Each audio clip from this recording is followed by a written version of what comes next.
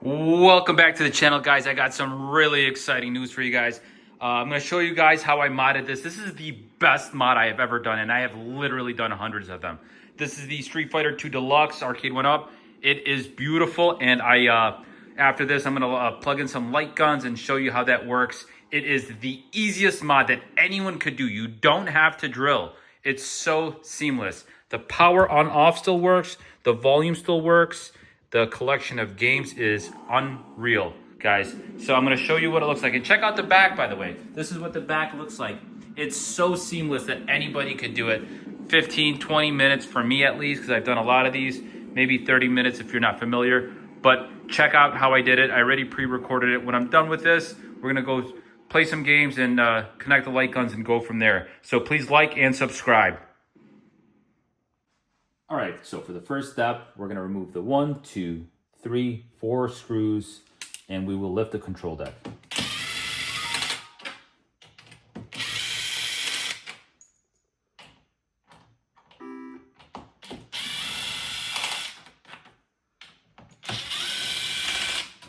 So this is pretty straightforward. All you have to do is just lift up at an angle, because this deluxe version on the Street Fighter has this piece. And we're going to unplug anything connected right here. And that's it. Now we move on to the next step. Okay, so for the next step, we're going to do what we always do. Take off the bat tops, take off the dust cover. This does not have the plexiglass. So I'm going to take this one off. Just like that, straightforward, super easy. Now we're going to remove the 1, 2, 3, 4, 5, 6, 7 screws and remove the back panel. So all the screws came out, took just a few seconds, and then you lift this off and you put it to the side. You will not be using this anymore. So the next step is we're going to remove the 2 screws on the encoder. Sometimes you might have 3, but this one has 2, and we're going to take the encoder off. Also, we're going to go ahead and unplug everything from the encoder by jiggling back and forth carefully, just like this. Try not to damage these, especially the one that's connected to the volume and the power switch. We're going to save those and use those. Okay, so let's just go ahead and jiggle back and forth till all this comes out. You may get some glue. Some of these do have glue, so just be gentle with it and slowly move back and forth till all of it comes off. All right, so I unplugged everything, and now I am removing the 2 screws on the encoder. Once you do that, the encoder comes right off. And now you have the volume and the power switch, which are both exposed. So we're going to use this right here for the volume switch. And we're going to use these 2 prongs right under these 2 cables. So we won't technically use this, but we will use these. So now the next step is I'm going to go ahead and cut off all these wires and remove the buttons. And in order to remove the buttons, just push the tabs on the top and bottom like this, and then push straight through and it falls right out. But I'm going to go ahead and cut this out. If you want to save it, you could save it, but I have no use for these buttons. And then I'll move on to the next step. All right, so I'm going to continue to push these buttons out by pushing the tabs, pushing the buttons out. Once I'm done, I'm going to go ahead and remove the joysticks by removing these 4 screws right here, and then we'll move on to the next step. All right, so all the buttons are fully removed. Now I took out the screws for these. These screws, save them because we will reuse these. We have to reuse these on the new joysticks. Now, these are still stuck because they do use glue. So all you have to do is turn it around, use a little mallet, smash it out. I'm gonna go ahead and do that and take these out. Sometimes you can take it out by hand. Maybe I can. Now, this one has a lot of glue. So I'm gonna use a mallet and smash this out, and then this board will be ready. Okay, so now that everything is removed, all you have to do is drop in the buttons of whatever color code you'd like. It doesn't matter because none of them are programmed yet. All you have to do is flip it around, grab these washers, and it smushes against the board just like this. So I'm going to go ahead and drop in all the buttons. Doesn't take long, probably a minute to do this entire board, and we'll move on to the next step. Okay, so all the buttons are in. I chose blue on this side, red on this side. I put player 1 start here, player 2 start here, and then I put coin here. So any one of these Arcade1ups that have a live button, I'll show you a new trick on what I do so you never have to drill, Never have to drill into the board or the plexi or do anything other than that. It's super easy, super simple. So just follow my method. So we have player 1 coin here, player 1 here, player 2's here, and I'll show you what to do, okay? So now that that's in, I chose whatever color code I want. I flip it around. I'm gonna go ahead and put the joysticks in, just like this, right? So what I'm gonna do is I'm gonna use the original screws I took out and put them back in here to mount here. Sometimes this metal bracket might not align with the old screws. So what I do is I just drill right into this, right? This white part on the joystick, let's just make sure that they are facing down. These white parts both have to be facing down, all right? So I'm gonna put the original screws that I took out of here on, and mount the new joysticks onto the wood board using the original screws that I took out from the original joysticks. So I don't wanna use screws that are too deep and then puncture through the front. So I strongly recommend using these. Okay, so I got the joysticks both in with the white part facing down, and I have them mounted using the original screws. So now this is the part where I connect all the joysticks and buttons to the encoder board. So follow along. You get 1 5-pin for each encoder, and you have 2 encoders, 1 for each player. So this plugs in here, and I'm going to show you guys how to do this. And it plugs right there into the joystick. So you see that? Right there. Now this part is very crucial because these have to be wired exactly the same, right? So for this encoder, we're gonna start from the top and work our way down, okay? So I want you to picture this button at the top, all the way next to the joystick as 1, 2, 3, 4, 5, 6. And we're gonna plug 1 into the top slot, number 1, 2 into the second slot, without skipping any all the way through. 1, 2, 3, 4, 5, 6. And then start will be at the very bottom, you'll see ST, so it's third from the bottom. And then select, which is up here, will go to SE. So I'll show you how that works. And I'm not gonna cut this part out. This is probably the most tedious part of the mod, but it's really not that difficult. So 1 to 1. And if you know what you're doing, you could fast forward, because we will post this video, obviously. All right, so button number 3 goes to slot number 3. It's that easy, guys. Button number 4 goes to slot number 4.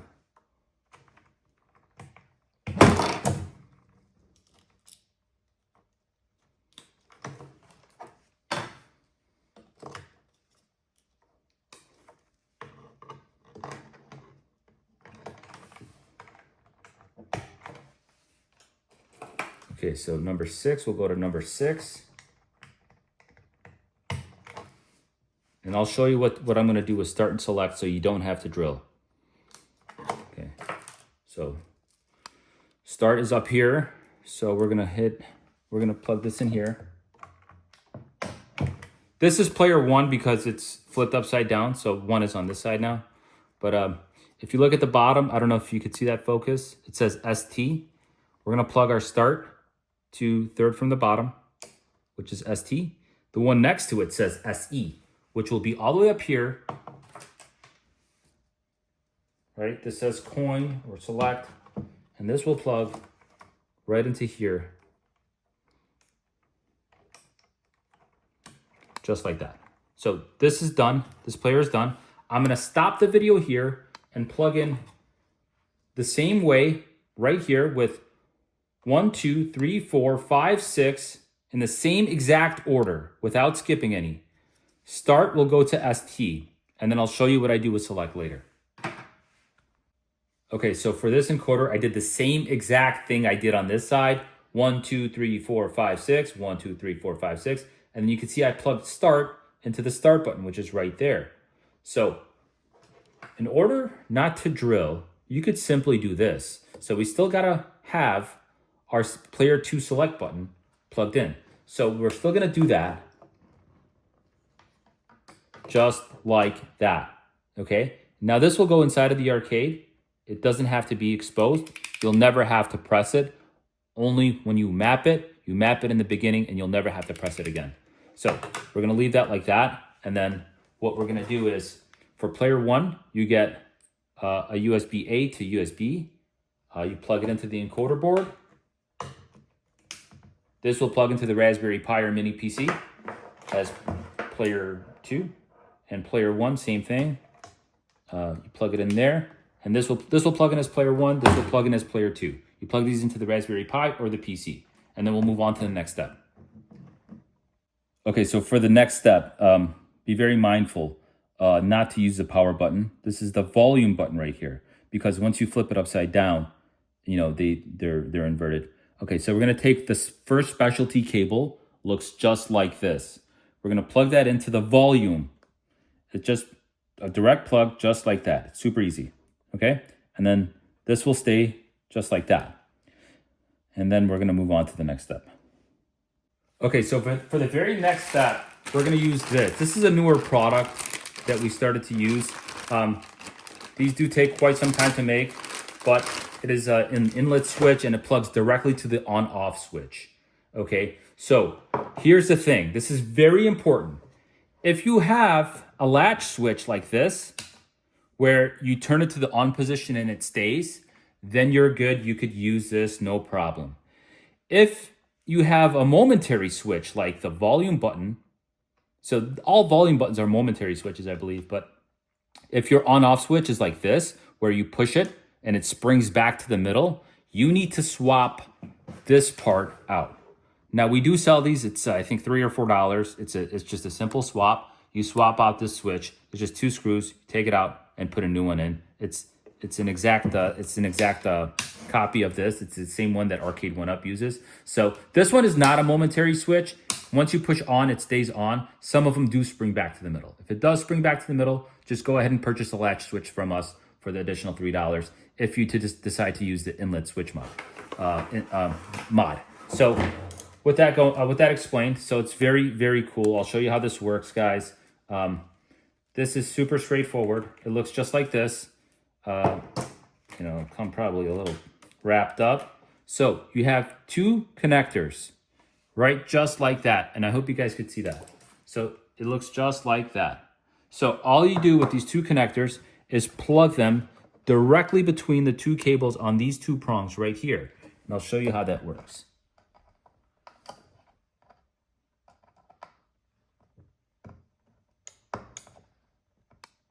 All right, so that's in. And it's kind of a tight squeeze, but there you go. And that's in. So now they're not going to go anywhere. So it sits like that, just like that. I hope you guys can see that. I hope it's nice and clear. All right. So pretty much what you're going to see is on the inside of the arcade cabinet, your surge protector will plug in here. And then the only thing exposed on the back side of the arcade is that. So it's going to be super clean, super seamless. Both your volume and your power switch will work. This will plug into the back of the arcade just like that. And this plugs into the wall. So it's super clean. All right. And then now we're going to go ahead and drop this into the arcade and wrap up the rest of the mod.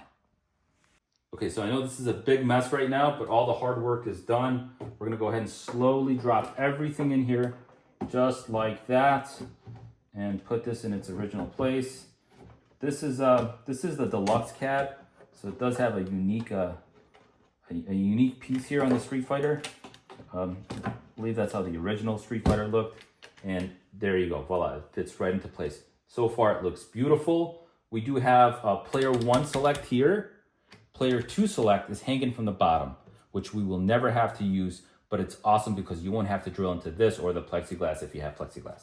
Okay, so now we're gonna flip the machine up around and work on the inside. The hard part is done, like I said. Now all we got to do is plug in the rest of it.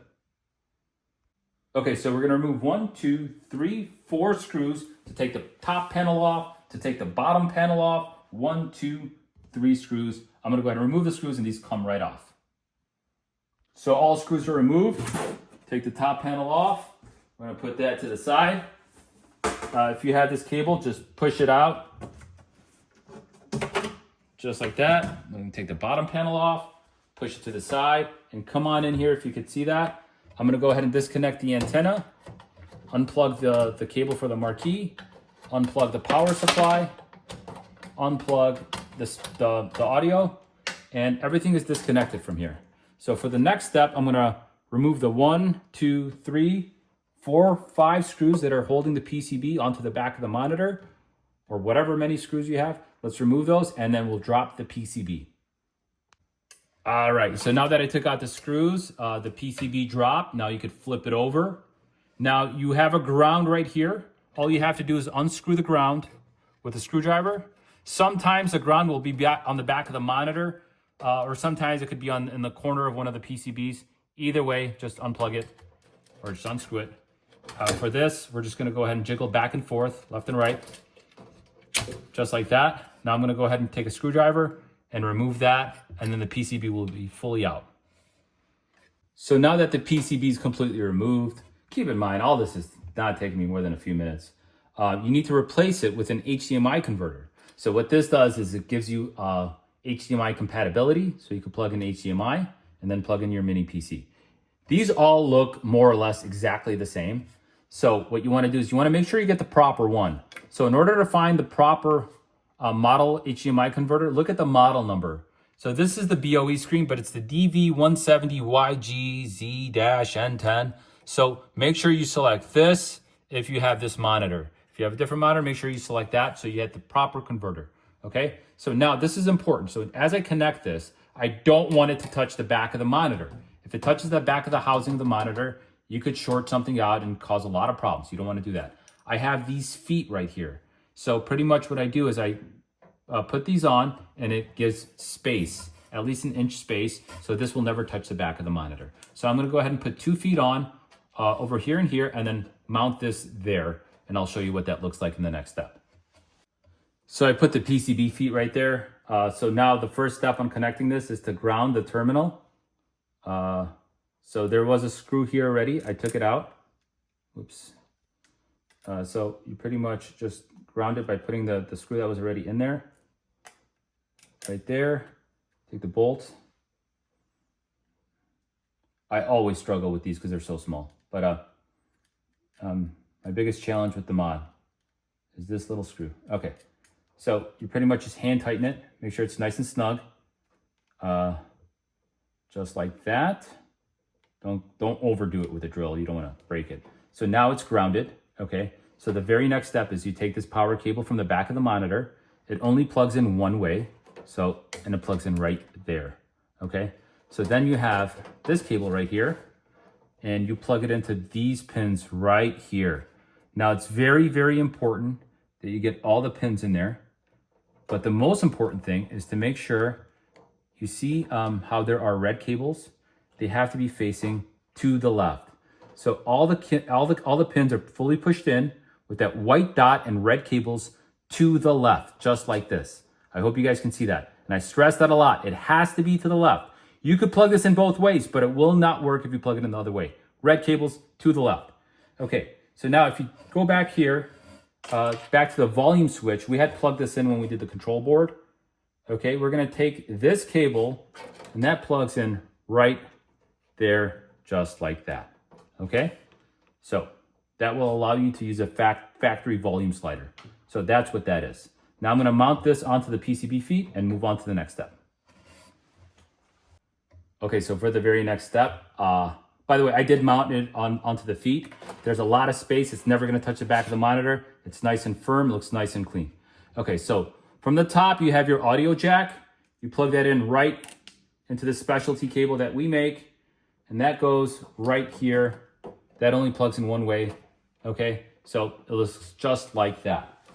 For the second specialty cables for the marquee, you have a long end like this, and you have a short end, right? It's a little splitter, looks just like that. The long end will plug into the marquee, just like that. The short end will plug in right here. And if you follow it all the way down, the original Arcade1up power supply, the one that came with Arcade1up, you're gonna plug that in right here. So that's what's gonna power everything up. The original Arcade1up power supply, we're gonna plug that in right there, okay? Okay, so for the very next step, you get your power, strip protector. We're gonna go ahead and plug that into this outlet strip right here. That's gonna plug in right there, just like that, okay? So I'm gonna make sure that this is in the back when I'm done. I will, however, clean all this up later on.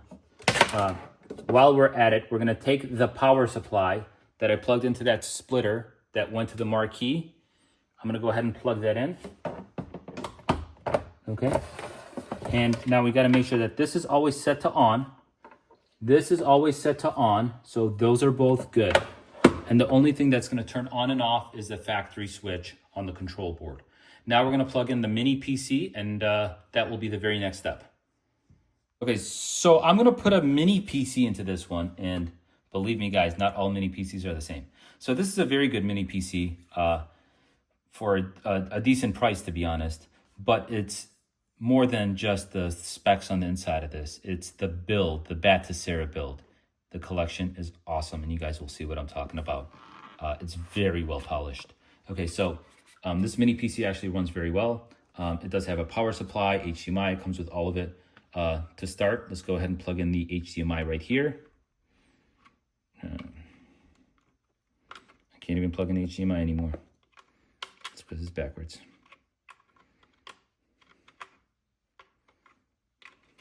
There we go. HDMI always gives me that problem. All right, so now that it's plugged in from the mini PC, you want to plug it all the way up here to this HDMI converter. Okay, make sure it's all the way in, plugged in. So the next step, we're going to go back down to the PC. We're going to plug in the power supply. Okay, and then the mini PC will also have its own power supply. We will plug this in as well. Now keep in mind, I know this is a bit of a mess, but I will clean this up later. I will have everything mounted on the side or up here. I will clean it up. I just need to do this for the video's purpose. The only thing that will be exposed is this part right here. You could also leave this inside and just poke the cable throughout one of the holes, but I like to have it nice and clean to where only that is exposed.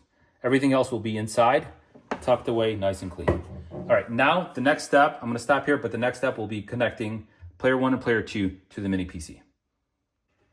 Okay, so now this is player 1. I'm gonna plug it into the slot right there.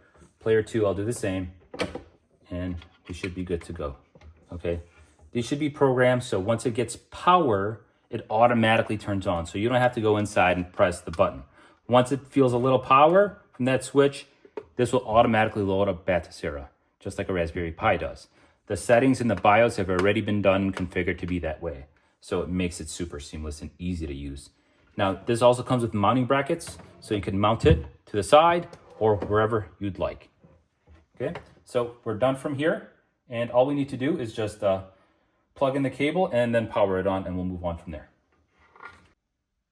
And just like that, I just took 2 screws and I mounted it.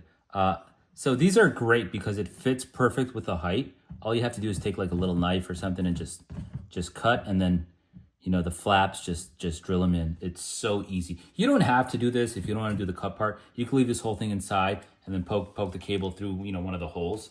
But yeah, that's what it looks like. And if you got the inlet switch, it obviously comes with one of these. So you pretty much just plug it in like that. Plug this into the wall. This always stays on. And now we control everything from the factory switch on the control board. So we're fully done with the mod. So we're gonna go ahead and power it up. And we're gonna leave the back open because we still have to program player 2 select, which is hanging on the inside. Do you wanna you wanna see what that looks like? That looks like that. I will go ahead and clean this up a little bit later, but I did want to make this video real quick. So that's how it's done. Okay, so just powered it up and right away, everything looks great. All the buttons lit up, everything looks good so far. I just got to test the controls and map the controls. I'll show you guys how to do that. So first things first, marquee lights up, great sign. Buttons light up, great sign. Let's test the volume button or the volume switch. That works. The on off obviously works because that's how I turned it on. So that's a great sign. I'll turn it off to make sure that works as well. So now the first thing you do is map it. So right here, right from the main menu, push start. This is when you turn it on, this is where it comes. Push start. Okay, go down, controller and Bluetooth settings. We're gonna hit this button right here. Right now, this is serving as your enter button. So you hit that. Controller mapping. Hit enter again. Okay, yeah, sure, okay. Now you're here. It's detecting 2 gamepads, right? So press and hold any button. I'm gonna press and hold this button right here. Okay, now it's gonna tell me to map it. Now, the most important thing is to map player 1 2 times in a row, and then we map player 2 1 time. And I'll show you how to do that. Remember, we didn't drill. We're using this as our select button right here, right? So it's asking for south, right there. East, right there. North, west. Start, player 1 select is here. Okay, D-pad up, D-pad down, left, right. Now, it's asking for L. L will be here, right? R will be right here, okay? So now I got to skip all the way to the bottom. And you could press and hold to get all the way to the bottom, any button that's already programmed. You press and hold it. So, but there's an easier method. Just switch over to player 2, go all the way down to hotkey. This is our hotkey. Player 1 select is hotkey. We do that, we press OK. Now we have to do that 2 times in a row. So this is still your enter button up until it's fully mapped. We press that, press OK, press and hold the button. South, east, north, west. Start, player 1 select, D-pad up, D-pad down, D-pad left, D-pad right. Left shoulder, right shoulder. Use player 2 joystick to go all the way down to hotkey. Press that, press OK, and now it's mapped properly. Okay, so now this is your enter button and this is your back button, the way it should be. Okay, now we got to map player 2. I'm going to navigate with player 1 all the way up, back up to controller mapping. Press enter, press OK. Now it says push and hold a button on your device. We're using this.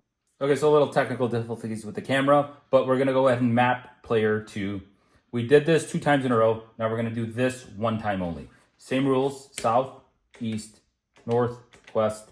Start. Player 2 select is hanging inside. So I'm going to go around and I'm going to push the select button.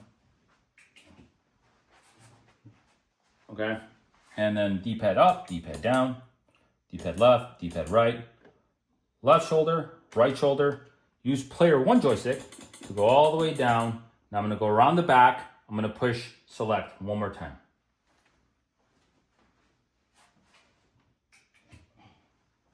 Okay, so I hope you got that. Now you push OK, and now this is properly mapped. And there you have it. So now you're ready to play these games. And guys, when I tell you not all builds are made the same, this is awesome. So all the games, you have everything you could think of. And I'll show you a little bit, I'll give you a bit of a preview. So this is what it looks like. And man, does it play well. It's got everything you could think of. And this all plays very, very well, by the way, guys. So I'm gonna go back and I'll show you some of the consoles. You have light gun games, 198 of them, and this is what it looks like. Sometimes you'll have the same game in different consoles, but yeah, no fillers, no duplicates, nothing like that. It is awesome. If you see the same game twice, one will be like an Atari version, one will be a Nintendo version. There's a lot of arcade versions, which is really cool. Jurassic Park, Time Crisis, many different kinds of them too. So these are really cool shooter games. I mean, this one is awesome. This is also awesome. I mean, there's so many cool things. So let's just go ahead and get out of here. We'll go to all the different consoles and you'll see what it looks like. You know, you got the original Daphne, Dreamcast, Final Burn Neo. This has got a great collection of actual arcade games, mainly the Punishers, the X-Men's, Marvel vs. Capcom, Street Fighters, that genre. And you have all this stuff. I mean, even, you know, GameCube.